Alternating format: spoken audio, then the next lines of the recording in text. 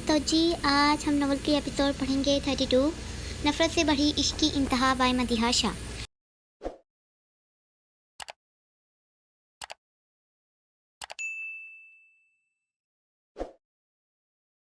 तो जी आज हम नॉवल के एपिसोड पढ़ेंगे 32 नफरत से बढ़ी इश्क की इंतहा बाय मदीहा शाह।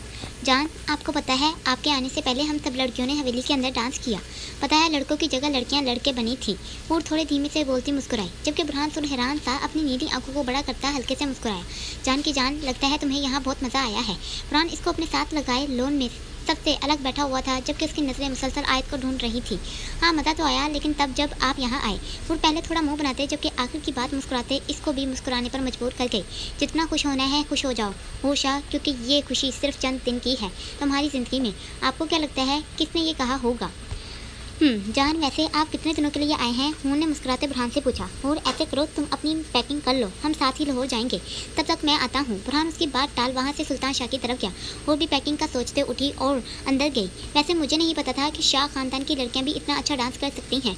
हूर जो अभी रूम में आई थी और आते ही बैग में कपड़े डाल रही थी, फरहान की आवाज़ सुन चूम कर उसकी तरफ मतवजा हुई, जबकि नागवारी से देखते वापस अपने काम में बिजी हुई।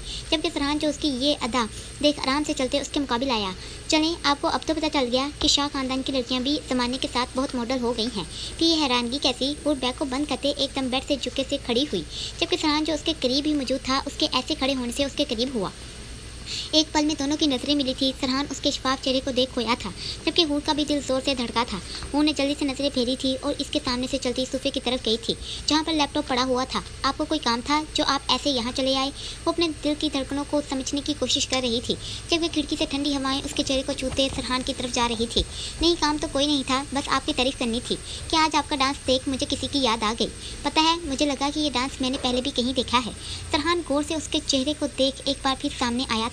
मतलब हो चुकी थी, जबकि अब मुकाबले को गुरी से नवाजा गया। मतलब अब तुम खुद समझ जाओ, फरहान ने कहते आईब्रो झुकाई।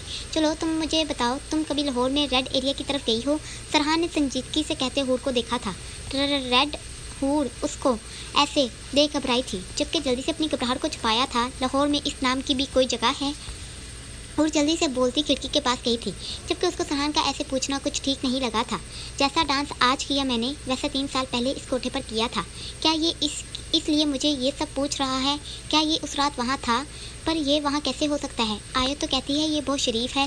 कितने ही सवाल हूर के मन में खड़े हुए थे। अच्छा, अगर तुमने ऐसा नाम पहली बार सुना है तो ऐसे नज़रें क्यों फेर रही हो?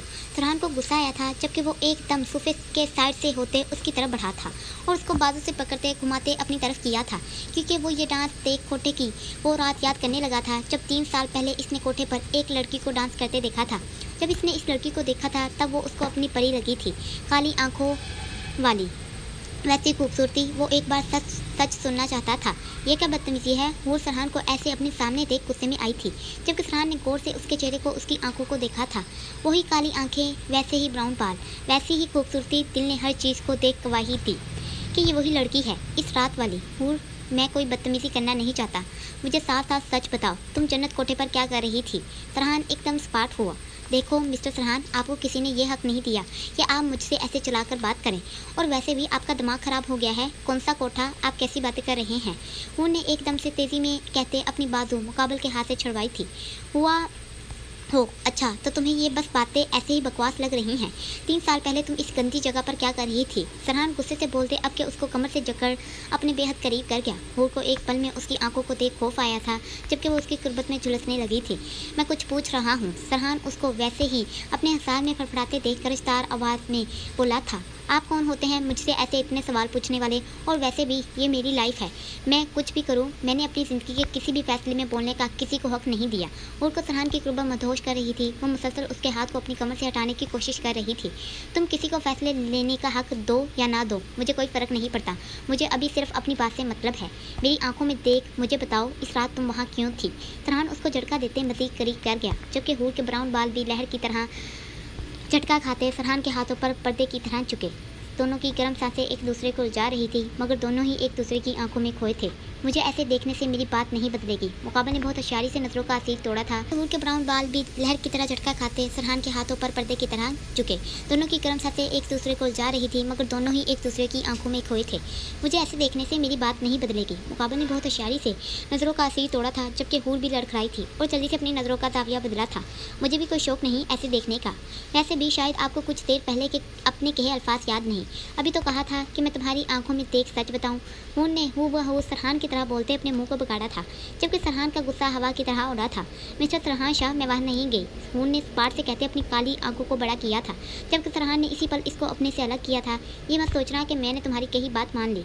तुम्हें छोड़ा इसलिए है कि मुझे तुमसे कुछ भी अब पूछने की ज़रूरत नहीं, क्योंकि मुझे एक बात का यकीन तो हो गया है कि मेरा दिल मुझे झूठ नहीं बोल रहा। अब बस मुझे ये जानना है कि 3 साल पहले तुम वैसी जगह पर क्यों थी, और मैं उसका भी पता कर लूँगा। पर मैंने कहा ना कि मैं वो लड़की नहीं हो सकती। तुम्हें समझ नहीं आ रही क्या? हूर को गुस्सा आ रहा था कि वो क्यों जानना चाहता था।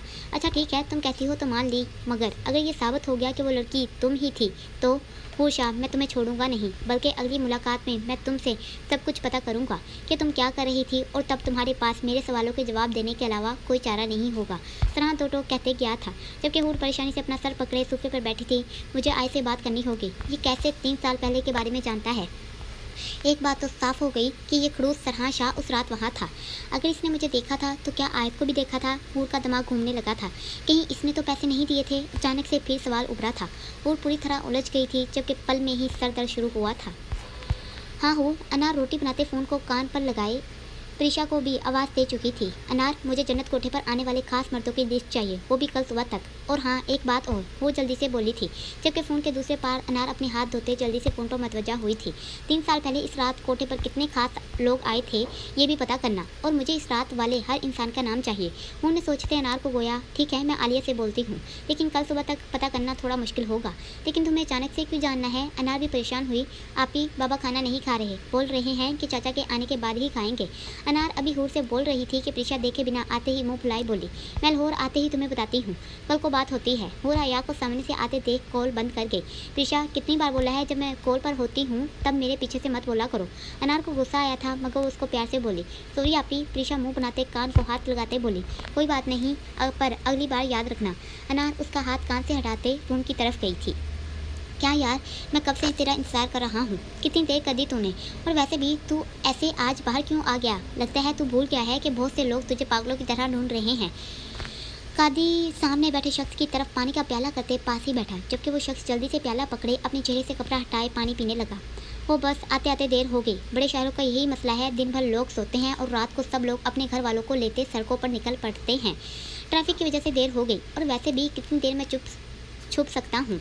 एक दिन सबके सामने आना तो पड़ेगा मुझे, वैसे भी मैं थक गया हूँ भाग भाग कर। चल कोई नहीं, तू ये सब बकवास छोड़, मुझे वो बता जो काम तुझे कहा था वो हो गया? दादा बख्श प्याला वापस पकड़ते काम की बात पर आया। हाँ मैं गया था साहिवाल, तूने ठीक सुना था। उस्मान शाह का पूरा टब्बर फैमिली पाकिस्तान आया हुआ है। इसका बेटा भी, क्या नाम है? वो अपने माथे पर हाथ रखे सोचने लगा, जबकि दादा बख्श बेचैन सा उसके मुँह को देखने लगा।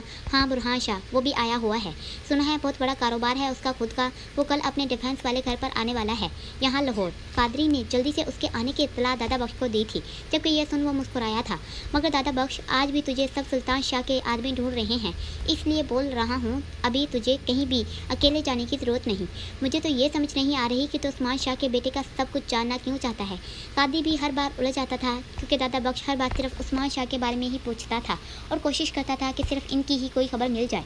बताऊँगा कादरी, कभी तुझे भी बताऊँगा, मगर मुझे कल हर हाल में बुरहान शाह से मिलना है। दादा बख्श चारपाई से उठा था, जबकि कादी भी उसको देख उठा। पर तू उसको पहचानेगा कैसे? उसकी तो कोई तस्वीर भी नहीं है। कादी फिर से उलझा था। कादी, उसको पहचानने के लिए मुझे किसी तस्वीर की ज़रूरत नहीं, मैं उसको देख खुद समझ जाऊंगा कि वो कौन है। दादा बख्श ने कहते फिर से अपना चेहरा कपड़े से ढांपा था। क्या कहा था तुम्हें कि तुम डांस नहीं करोगी? तो फिर तुमने ये बकवास डांस कैसे किया? लगता है तुम्हें मेरी कही बात एक बार में समझ नहीं आती, इसीलिए हमेशा जो मैं कहता हूँ इससे हट कर मेरे खिलाफ जाती हो।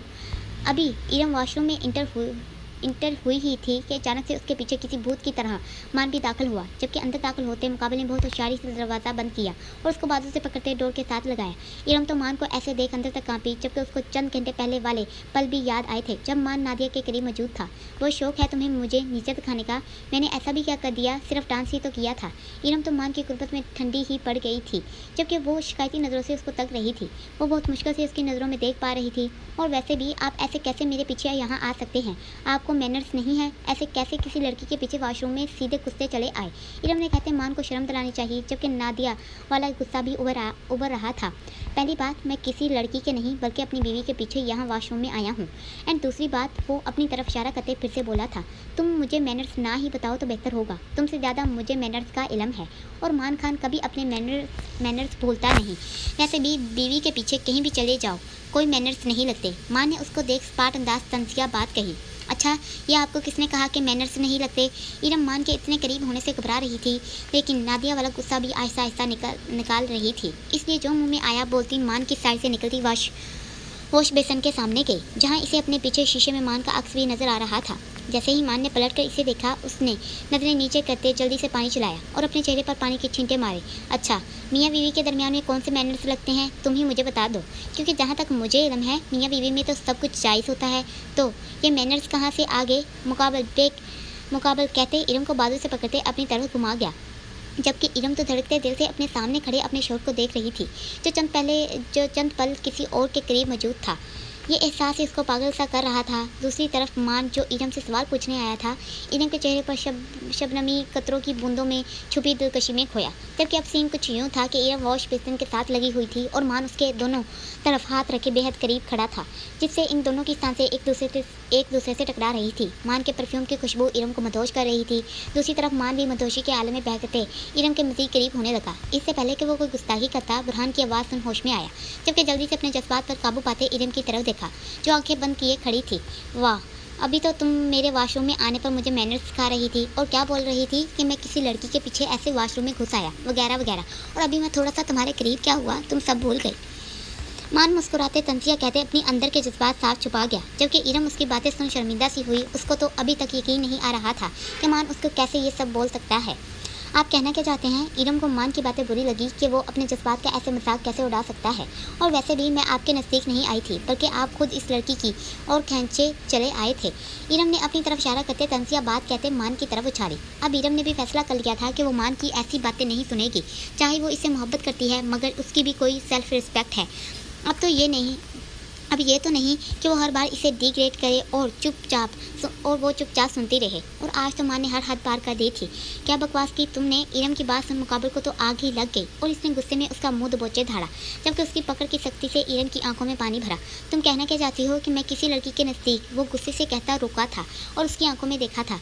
For kind your information Mrs मान खान, तुम कोई गैर नहीं बल्कि मेरी बीवी हो और तुम्हारे नज़दीक आने का परमानेंट हक मेरे पास महफूज है, और तुम्हारे नज़दीक आने से मुझे यहाँ कोई नहीं रोक सकता, यहाँ तक कि तुम भी नहीं। मान ने एक एक लफ्ज़ को जबाते अदा किया, जबकि ये बात सुनते ही इरम की आंखों में ठहरे आंसू गालों पर लुढ़क आए। जैसे ही मान को अपने हाथ पर नमी महसूस हुई तो उसने होश में आते इरम की तरफ देखा। इरम की आंखों में आंसू न जाने क्यों मान को बुरे लगे, इसलिए वो इसे छोड़ते पीछे हटा और अपना गुस्सा ठंडा करने की कोशिश करने लगा। अच्छा, जब खुद पर बात आई तो याद आ गया कि मैं कोई गैर नहीं, आपकी बीवी हूँ। आपका दिल किया आप मेरे करीब आए, और जब एहसास हुआ कि आप गलत कर रहे हो तो सारी बात मुझ पर डाल दी। मिस्टर मान खान, मैं भी एक जीती जागती इंसान हूँ, कोई गुड़िया नहीं कि जब आपका दिल किया मुझे बीवी का दर्जा दे दिया और जब दिल किया ठुकरा दिया। और हाँ, एक बात बताएं, अब कहाँ गई आपकी वो मोहब्बत जो आप नादिया से करते हैं, जिसकी वजह से आपने मुझे ठुकराया था? लगता है सब भूल गए। इरम ने गुस्से में नादिया वाली बात का भी गुस्सा निकाला। वैसे आप सब मर्दों का यही लॉजिक है, मोहब्बत किसी से, शादी किसी से और बिस्तर पर कोई और। इरम गुस्से में क्या बोल रही थी और वो कुछ भी सोचना नहीं चाहती थी। मान ने जो कुछ उसको बोला था वो दिमाग में अच्छे से बैठा हुआ था। आपने भी तो यही किया। जब नादिया ने आपको ठुकरा दिया तो आपने मुझ पर तरस खाते मौके का फ़ायदा उठाते निकाह कर लिया, ताकि जो बातें आपको सुननी पड़ी नादिया के घर, जो तमाचा उन्होंने आपके मुंह पर मारा था और आपकी वजह से मामू की जो बेइज्जती हुई, उसका अपने दिल से बोझ उतारने के लिए आप सबके सामने अच्छे बने। वो भी मुझसे निकाह करके, जबकि ये सब अच्छे से जानते थे कि आप सिर्फ नादिया से मोहब्बत करते हैं। और इतना ही नहीं, इरम बहते आंसू से एक बार फिर गिराई, जबकि मान गुस्से से उसको घूर रहा था। मुझे ये भी पता है कि मैं आपको बिल्कुल भी पसंद नहीं हूँ, फिर भी सबके सामने अच्छे बनने के लिए आपने मुझे अपनाया। मान जो अपना गुस्सा ठंडा कर रहा था, इरम की ये सारी बकवास सुन पागल ही हो गया और गुस्से से इरम को दोनों बाजों से पकड़ते अपने बेहद करीब कर गया। इन दोनों की सांसें एक दूसरे से उलझ रही थी, मगर अब पहले जैसे जज्बात ना रहे थे। जबकि इरम ने फिर से डरते डरते बोलना शुरू किया, बहुत बकवास कर ली तुमने। अगर अब तुम कुछ और बोली तो जो आगे होगा इसकी जिम्मेदार सिर्फ तुम होगी। मान कहर आलूद नजरों से इसको देख पड़ता, क्यों ना बोलूं? और हाँ, ये क्या आपने बीवी लगा रखा है? For your kind information mister मान खान, मैं आपकी बीवी नहीं, सिर्फ मनकूहा हूँ, सिर्फ मनकूहा। इससे पहले कि इरम अपनी बात पूरी करती, मुकाबल ने उसे बालों से पकड़ते उसके होंठों को अपने होंठों में कैद किया। मोहब्बत तो मोहब्बत है, हमेशा तुमसे रहेगी, फिर चाहे तुम नाराज़ हो जाओ या बेरुखी दिखाओ, चलाओ खामोश हो जाओ या भूल जाओ। अस्सलाम वालेकुम। आयत अभी हूर के मैसेज को पढ़ते ऊपर आई, जब वो अभी भी नादिया के बारे में सोच परेशान खड़ी थी कि खूबसूरत सी आवाज़ कानों की समाज से टकराई। आयत चौंक कर पीछे को पलटी थी, जबकि बुरहान को सीने पर हाथ बांधे। अस्सलाम वालेकुम। आयत अभी हूर के मैसेज को पढ़ते ऊपर आई, जब वो अभी भी नादिया के बारे में सोच परेशान खड़ी थी कि खूबसूरत सी आवाज़ कानों की समाज से टकराई। आयत चौंक कर पीछे को पलटी थी, जबकि बुरहान को सीने पर हाथ बांधे देख वापस सामने खेतों में देखने लगी। मुकाबल उसको ऐसे करता देख धीरे से चलता उसके मुकाबिल आया था। वालेकुम सलाम। आयत ने सामने देख सलाम का जवाब दिया था। आयत, तुम मुझसे नाराज़ हो? बुरहान ने फिर से मैसेज वाली बात कही। आप बार बार मुझसे ये सवाल क्यों कर रहे हैं? आयत को फिर से गुस्सा आया था, जबकि इस बार मुकाबल की तरफ मुंह करते वो घूरते बोले, हल्के गाजे स्काई रेड कलर की फ्रॉक पहने, जबकि सर पर अच्छे से दुपट्टा सर किए, वो बहुत सादा सी उसके दिल में उतर रही थी। बुरहान ने बहुत गौर से उसको ऊपर से नीचे तक देखते अपने हिसार में लिया, इसलिए कि मुझे जानना है तुम्हें मुझ पर गुस्सा किस बात का है। बुरहान ने उसको घूरते देख जल्दी से अपनी नज़रों का जाविया बदला था। मैंने कहा कि मुझे आपसे गुस्सा है, नहीं कहा ना? जैसे ही आयत की बात सुन बुरहान ने सर ना में हिलाया। आयत फिर से बोली, तो फिर आप क्यों पूछ रहे हैं? इसलिए क्योंकि मुझे ऐसा लगा कि शायद तुम नाराज़ हो कि मैंने तुम्हारा फ़ोन पिक नहीं किया और सरहान का फ़ोन पिक कर लिया। बुरहान धीमे से बोलते सामने रेलिंग के किनारे पर बैठा, जबकि आयत बिल्कुल उसके सामने मौजूद थी। जब मुकाबल की बात सुन नागवाई से मुंह दूसरी तरफ फेरा था, जैसे बताया गया हो कि उसने तो सोचा भी नहीं। आयत, वो फ़ोन मेरे गार्ड के पास था और उसको यह हिदायत की हुई थी कि मुझे किसी की कॉल काम के दौरान ना दी जाए, बल्कि सिर्फ सरहान, सुल्तान अंकल, इकराम मामू और बाबा की कॉल मुझे दी जा सकती है। अब तुमने कॉल की तो उसको लगा कि तुम खास नहीं हो। जैसे ही बुरहान बता देते ये बात कही, आयत ने खा जाने वाली नज़र से मुकाबल को घूरा, जबकि उसको ऐसे देख बुरहान की खुशी की कोई हद नहीं थी, मगर वो ये खुशी अपने दिल में ही महसूस कर रहा था, क्योंकि अगर वो सामने हंस पड़ता तो बुरहान की खैर नहीं थी। बस इसलिए इसने तुम्हारी कॉल मुझे नहीं दी। अगर मुझे पता होता कि तुम कॉल कर रही हो तो मैं तो तभी कॉल पिक कर लेता। तुम जानती हो, बुरहान ने प्यार से कहते सिगरेट निकाली थी। अच्छा, आप क्यों उठाते मेरी कॉल? और वैसे भी ये कोई बात हुई कि इनकी कॉल पिक करनी है? बस जैसे सारे खास काम या कोई बात वही तुम्हें बता सकते हैं। अब ये भी तो कभी हो सकता है कि जिनकी कॉल पिक करने का तुमने हुक्म दिया है, इसको हो सकता है कभी वो कहीं बिजी हों और तुम्हें कॉल ना कर पाएँ, और कोई ऐसी बात हो जाए कि तुम्हें बतानी खास हो, तो फिर क्या होगा? तुम वहाँ बैठे अपना काम करते रहोगे बेफिक्र, और पीछे यहाँ लेने के देने पड़ जाएंगे। आयत ने इस पार से कहते अपनी काली स्याह आंखों को बड़ा किया था, जबकि बातें बोलने की वजह से उसके डिम्पल नमा गड़े भी नुमाया हो रहे थे। जो तुम बोल रही हो अब वो भी ठीक है। बुरहान सिगरेट को मुंह में दबाए धुएं को फजा में बिखेर गया, जबकि आयत ने उसके ऐसे करने से दुपट्टा अपने चेहरे के आगे किया था। सॉरी कि मैंने तुम्हारी कॉल पिक नहीं की, लेकिन आगे से ये गलती कभी नहीं होगी। बुरहान उसको चेहरा छुपाए देख सिगरेट को फेंक गया। आंखों वो नहीं चाहता था कि वो ऐसे मुंह बनाए। अच्छा, अगर फिर भी ऐसा हो गया तो? मुकाबल की बात सुन दिल से खुद सवाल जुबान पर आया था, जबकि आयत उसको सिगरेट फेंक देख दुपट्टा चेहरे से हटा गई। मुकाबल ने दिल फ्रेब नजरों से उसको देखा था और आहिस्ता से उठते उसके मुकाबले खड़ा हुआ। आयत चुंकी थी और उसको अपने करीब देख घबराई, जबकि 1 इंच अपनी जगह से पीछे हुई। बुरहान मोहब्बत से पास उसको अपने सामने देख रहा था। अगर ऐसा फिर हुआ तो तुम जो मर्जी सजा देना, चाहे फिर कभी बात भी मत करना, मुझे मंजूर होगा। बुरहान आयत की काली स्याह आंखों में देख खोना नहीं चाहता था, इसीलिए खुद पर काबू रखते वो गंभीर लहजे में कहता शाने चढ़ा गया, फ़ोन तो तुम्हारे खास आदमी के पास होता है। अब क्या इशारा मुलाजिम की तरफ हुआ, जब के उसने कहते अपनी नाक सुगेड़ी। हाँ तो फिर क्या हो गया, फ़ोन उसके पास हो या मेरे? जो बात हमारे दरमियान चल रही है वो तो हमारी ही रहने वाली है। बुरहान ने मुस्कुराते उसको देखा था, जबकि आयत उसकी मुस्कुराहट देख हल्के से मुस्कुराई। मानना पड़ेगा बुरहान शाह, कुछ तो है तुम में। आयत ने मुस्कुराते तारीफ की, जबकि अंदाज सुल्तान शाह जैसा था। जबकि यह सुन बुरहान जिंदगी से भरपूर मुस्कुराते कहका लगा गया, जबकि आयत भी अपने अंदाज पर खूब मुस्कुराई। मतलब तुमने माफ़ कर दिया? वो उसकी मुस्कुराहट देख धीमे से दरियात करने लगा। पता नहीं, वो तेज़ी से कहती जल्दी से भागी। आयत बुरहान उसको ऐसे जाते देख पीछे ही लपका। मान पर इस वक्त एक जुनून सवार हो चुका था जिसमें वो ये तक भूल गया कि वो अपनी बीवी को हर्ट कर रहा है। इरम मुसलसल उसे धक्का देते उसे दूर करने की कोशिश कर रही थी जबकि मुकाबल की शर्ट को अपनी मुट्ठियों में दबोच गई। वो चाहकर भी मान को खुद से अलग नहीं कर पा रही थी। इरम को अपनी सांसें रुकती हुई महसूस हुई जबकि वो उसकी शर्ट को भी धीरे छोड़ गई। इसकी हिम्मत जवाब दे रही थी। मान ने उसके हाथों की ढील देख उसको छोड़ा था। मान के छोड़ते ही इरम ने लंबे लंबे सांस लेती मुकाबल के कंधे पर सर रख गई, पर जैसे ही आवाज़ बहाल हुए उसने मुकाबल के कंधे से सर उठाया जबकि वो अपना चेहरा झुकाए मुजरिम की तरह खड़ी हुई। अब तुम तो समझ गई होगी कि मैं तुम पर कितने इख्तियारात रखता हूँ। चाहे तुम खुद को मेरी बीवी कहो या मनकूहा, तुम रहोगी तो सिर्फ मेरी बनकर। और क्या बोल रही थी तुम कि तुम सिर्फ मेरी मनकूहा हो? तो बताता चलूँ मिसेस मान खान, मैंने ये रुखसती सिर्फ इसलिए रोकी हुई थी कि तुम पढ़े ही हो, मगर अब तुम्हें देखकर लगता है कि तुमने बहुत पढ़ लिया है, इसलिए अब मुझे कोई फैसला ले ही लेना चाहिए। वैसे भी मैं तुम रहो, मगर अब तुम्हें देखकर लगता है कि तुमने बहुत पढ़ लिया है, इसलिए अब मुझे कोई फैसला ले ही लेना चाहिए। वैसे भी मैं तुम्हारी ये मनकूहा की रट से पक चुका हूँ, इसीलिए मैं ये मनकूहा लफ्ज़ की गर्दान ही हमारी ज़िंदगी से निकाल दूंगा। मांस पार से अंदाज में बोलते वहाँ से गया जबकि इरम जो कब से अपने आंसू रोके खड़ी थी रोते रोते नीचे बैठती चली गई। आयत अभी वो भागती सीढ़ियों की तरफ आई थी कि अचानक से बुरहान की ऊंची आवाज़ सुन डर पीछे मुड़ी थी जबकि जल्दी से भागते उसके पास बैठी थी। मुकाबल उसको ऐसे फिक्रमंद होता देख दिल फरेब से मुस्कुराया। क्या हुआ, चोट लग गई? आयत उसका हाथ पाँव पर रखे देख फिक्र में पड़ी। देखा, तुम मुझे माफ़ नहीं कर रही, इसलिए अल्लाह ने मुझे सजा दी। बुरहान ने जहाँ भर की मासूमियत अपने चेहरे पर समाये धीरे से कहा, अरे मेरी माफ़ी से तुम्हारी चोट का क्या लेना देना? आयत उलझी जबकि थोड़े तीखे से अंदाज में बोली, तुम जाओ। मुकाबल ने संजीदगी से चेहरे पर तारी करते आयत को जाने कहा, इशारा किया। मगर तुम्हें चोट लगी है? आयत उसके पाँव की तरफ इशारा करती धीरे से बोली, तुम्हें तो खुश होना चाहिए, मुझे चोट लग गई, फिर तुम फिक्र क्यों कर रही हो? बुरहान उसके चेहरे पर फिक्र देख मोहब्बत से भरे लहजे में बोला, मैंने माफ़ कर दिया तुम्हें, ऊपर ही जब तुमने बताया कि फ़ोन तुम्हारे पास नहीं था। मैं तो बस ऐसे ही तुम्हें तंग करने के लिए ऐसे बोल भागी थी। आयत को बुरा लग रहा था कि उसकी वजह से बुरहान को चोट लग गई। सच में वो एकदम खुश होता खड़ा हुआ। आयत शौक से उसके मुकाबले खड़ी हुई।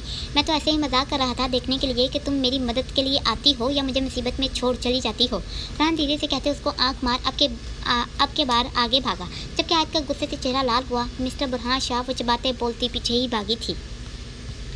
भाई, फिर कौन सी तारीख रखनी है शादी की? अकराम सब बड़ों को इकट्ठे बैठे देख बोले, मेरे ख्याल में अगले महीने की 10 या 15 में से कोई भी तारीख रख लो। सुल्तान शाह सब पर एक नज़र डाले बोले, पापा मुझे कुछ कहना है। इससे पहले कोई और बोलता मान भी सबके दरमियान में आया जबकि आयत, बुरहान, सरहान सब मान की तरफ मतवजा हुए। हाँ बेटा बोलो। सुल्तान शाह ने संजीदगी से बोलने का हुक्म दिया। मैं चाहता हूँ आप ही की शादी के साथ इरम की भी रुखसती कर दी जाए। अभी इरम मुँह धोते लोन में आई ही थी, वो मान की बात सुनते गिरने को हुई। अगर आयत साथ में खड़ी ना होती तो शायद वो नीचे गिर जाती। इरम, आयत ने उसको सहारा देते हैरानगी से देखा था। लाल आंखें बहुत कुछ बयान कर रही थी जबकि आंखों में एक बार फिर पानी भरा था। इसने वहाँ से जाना ही बेहतर समझा था जबकि आयत भी फिक्र से पीछे ही गई। लेकिन अचानक अकराम ने मान को देख संजीदगी से एहसास किया।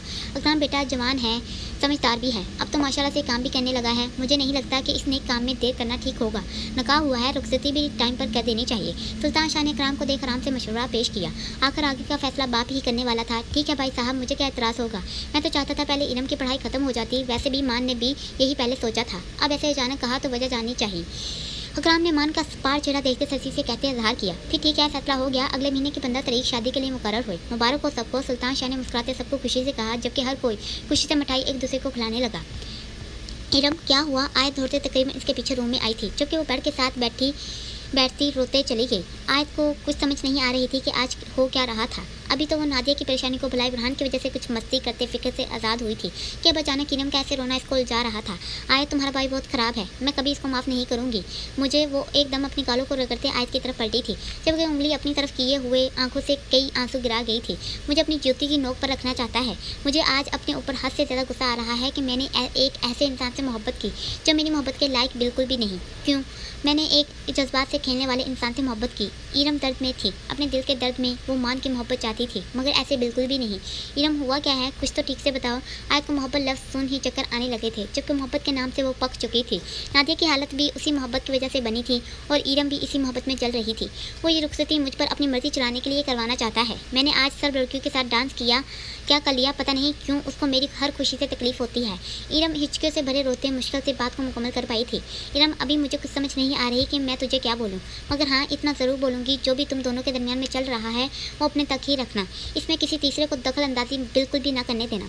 आज ने प्यार से कहते उसके चेहरे को देखा था। जो आज मान ने मेरे साथ किया वो मैं कभी नहीं भूलूंगी। जज्बात वो एकदम तेजी से गुस्से से बोलती अपने लबों को हाथों की उंगलियों से जोर से रगड़ने लगी। इरम, क्या हो गया है तुझे? इन होंठों को किस बात की सजा दी जा रही है?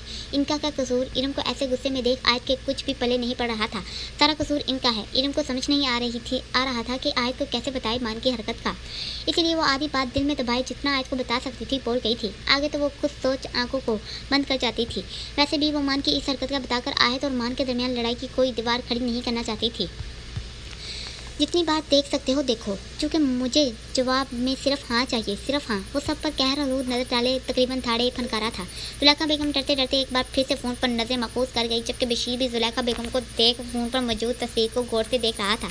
माफ़ी सरकार, ये वो लड़की नहीं है। जुलेखा बेगम काफ़ी देर तक तस्वीर को देखने के बाद एक बार फिर डरते डरते वही बोली थी जो तकरीबन 15 से 20 बार बोल चुकी थी।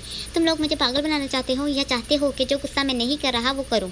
सरहान का गुस्से से बुरा हाल हुआ था, जबकि वो जुलेखा बेगम के इस जवाब को बर्दाश्त नहीं कर रहा था। सरहान रात ही रात लाहौर पहुंचा था। हूर की बातें, हूर का चेहरा, हूर का डांस, सब कुछ किसी फिल्म की तरह बार बार आंखों के सामने आ रहा था। वो जल्द से जल्द जानना चाहता था कि हूर 3 साल पहले ऐसी जगह पर क्यों थी और कुछ भी बुरा सोचना नहीं चाहता था, मगर दिमाग दिल में एक अलग ही जंग चल रही थी। वो कुछ भी समझ नहीं पा रहा था, इसीलिए वो जल्द से जल्द जुलेखा बेगम के पास आया था। मगर यहाँ फिर से एक बार मायूसी मिल रही थी। सरकार, हम आपको पागल कैसे कर सकते हैं? मैं अपनी कसम खाने के लिए तैयार हूँ, ये वो लड़की नहीं जिसके लिए आपने पैसे दिए थे। वो लड़की कोई और थी। जुलेखा बेगम धीमे से घबराए बोली थी, जबकि बशीर भी नजर झुकाए सरहान की कहर नजरों से डर रहा था। लगता है 3 साल पहले वाली हर बात मेरी भूल गए हो। जुलेखा बेगम मुकाबिल एकदम से गिरफ्तार आवाज में बोल खड़ा हुआ था, जबकि दोनों पर खा जाने वाली नजर डाली गई। मुझे वो लड़की 2 दिन में अपने सामने चाहिए। बहुत वक्त दे दिया, अब और नहीं। वो गुस्से से चीखते सामने पड़े टेबल को पाँव मारते गिरा गया, जबकि ये देख जुलेखा और बशीर की हालत और ख़राब हुई। अगर 2 दिन में वो लड़की यहाँ ना हुई तो तेरी इस जन्नत को अपने हाथों से आग लगा दूंगा। वो गुस्से से फनकारते लंबे लंबे ढक भरते निकलता चला गया। बशीर, जैसे भी करो वो लड़की जल्द से जल्द मुझे यहाँ चाहिए। जैसे ही सरहान वहाँ से गया, जुलेखा अपने माथे को साफ करती ऊंची आवाज़ में गिराई, मगर जुलेखा बेगम, अगर हमने इसको हाथ लगाया तो याद नहीं बुरहान शाह, ये तो सिर्फ कोठे को आग लगाने की बात करके गया है। वो एक बार फिर मुझे गोली मारने में ज़्यादा देर नहीं लगाएगा। बशीर को बुरहान याद आया था। इसके गुस्से में जगह जलेगी तो इस बुरहान शाह की वजह से मैं चल जाऊंगा। बशीर को खौफ सा आया था। क्या करूं फिर मैं? हाथ पे हाथ रखे 2 दिन बाद फिर से उसका इंतज़ार करूं कि कब सरहान शाह आता है और कब मेरे कोठे को जलाकर जाता है। जुलेखा बेगम को हर तरफ डर था, जबकि वो गुस्से में रूम में मौजूद हर चीज़ को तोड़ रही थी। इस लड़की में ऐसा क्या है जो ये सब शाह उसके लिए किसी भी हद तक पहुँच जाते हैं? जुलेखा बेगम गुस्से से सिर्फ सोच सकी थी। जुलेखा बेगम, मेरे पास एक तरीका है जिससे हम दोनों तरफ से बच सकते हैं। बशीर ने जल्दी से सोचते दिमाग लगाया था, जबकि वो जुलेखा बेगम के रूबरू आया था। जुलेखा कहा जाने वाली नज़रों से घूरा था। सिर्फ एक बार मेरी बात सुन ले। वो जल्दी से उसकी नज़रों को देख बोला था, बको, अब तेरे गंदे दिमाग में क्या नया आया है? वो 5 बातें सोफे पर बैठी थी। बुरहान शाह ने कहा था कि इस लड़की को ऐसे भूल जाओ जैसे कभी तुम लोग मिले ही नहीं थे।